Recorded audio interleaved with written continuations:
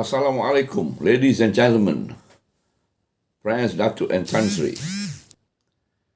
June 11, 2011 contribution to Pearls and Jam. Bojeng macam makciksu. Today is Cup Final Day. I guess I'm already too late to get the tickets to watch the final at Bukit Jalil. Kelantan, with its 4-1 drubbing of mighty Selangor just 2 weeks ago, looks set to beat Teganung, but if history is to be taken seriously, the Kelantanese never do well at this rarefied atmosphere called finals. In the last 50 years or so, we Kelantanese lack the pedigree for the killer instinct, that resoluteness of champions. Winning is, to put it simply, just a mind game. We do not have it. Full stop.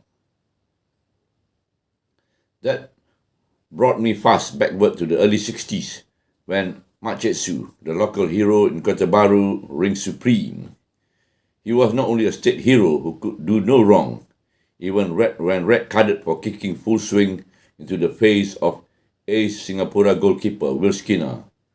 He was also a band leader, the Shin, that usually plays the Shadows, Rolling Stone, etc., during those early 60s. Everyone my age, from 8 to 15, and I was probably 10 at that time, wanted to be in his shoes. When we go for our 50-cent haircut at Bojeng, the barber at Jalan Teliput, the barber who has a beautiful daughter at Jalan Teliput. We remember for going there for trying to look at the beautiful daughter, but I think the daughter was probably easily 5 to 10 years older than us. We asked for Bojeng macam makcik. That would be the standard American GI crew cut, both sides of the wings and on top with a small curly jumbo in front. That was supposed to facilitate the efficient heading of the balls when approaching for goals. Every Tom, Dick and Harry who has a football team at that time would want to be makcik when he grows up. The ripe old age of 10, I was captain of Team Teliput. Consisted of a rough collection of sons of Keranis, Majlis Bandaran workers, shopkeepers, and orang-orang kampung. Our arch-rival team was Jalan Ferguson boys, sons of state engineers, senior PWD technicians, ADOs, legal advisors, and state salvia, that is surveyors, etc., with their fancy rubber-studded boots and coloured stocking and all. Generally chopper-driven softies and mummy's boys. We, the Jalan Teliput boys, always beat them fair and square in football and hockey, played over the bendangs of the State Agricultural Station of Jalan Teliput, the location of the present Masjid Teliput as it is now. Even at that tender age, I already could figure out the secret to sporting success.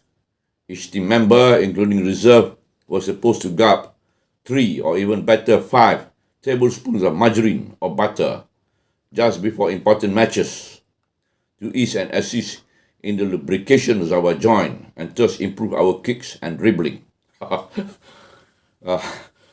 Well, those are the days. Even butter and margarines were ration and prohibited stuff in most poor households in Jalan Teliput. But we actually believed the trick worked.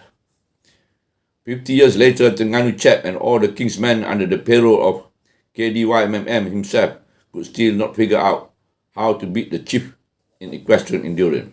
That remains my secret. The softies and the Teliput gang all invariably went to the same school. That is the best school in the world, the one and only, Sultan Ismail College. But back to the main issue of makcik. We Kelantanese never come close to winning any final, or for that matter, semi-finals for ages. We kids used to listen with incredulity at adults talk during the important matches at those periods, that so-and-so in the team had been seen riding a new Vespa after such and such a match, that no wonder we lost the game. Things has not changed very much since then. But I do hope this time the Kelantan team management has learned something from the past Vespa era, and that tonight we could make something out of it. We should not lose to Teganung. After all, since despite Demo 2 having all the petrol dollars, the one is some Petronas, Demo Teganung tak ada kereta lipang. P.S. Don't be surprised. There may be fights on the terrace. 1 or 2 buses might get burned. There might be a fracas or 2 even midfield. This is typical when Kelantan does get to meet Teganung. 2 comments from my own fan, from the Contrarian. This is after the match. Sorry, Doc. Another misery final. You were spot on about lacking the killer instinct or killer punch. Any team will not win a match like that when it's taken for granted, even with a few seconds left. Big lesson to learn. And I wrote back, thank you, the Contrarian. We Kelantanese never learn lesson from top to bottom for the last 50 years or so. It is quite painful to see these lads playing, some half-hearted, given that the booking industry in Malaysia is a R1 billion business. It does not need a genius to realize that one needs to only fix a few important players to play half-heartedly to get the result one wanted. I believe the Vespa issue yet again has taken its toll on Malaysian soccer.